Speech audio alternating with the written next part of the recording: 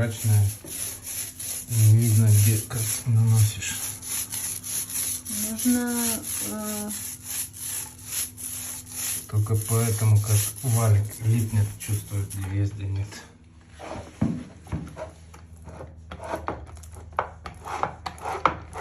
Сколько слоев должно быть? 2-3.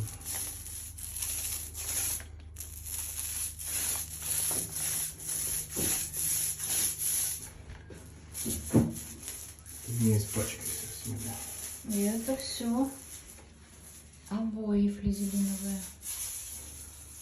Вот такие красивые, которые покрываются эпоксидной смолой.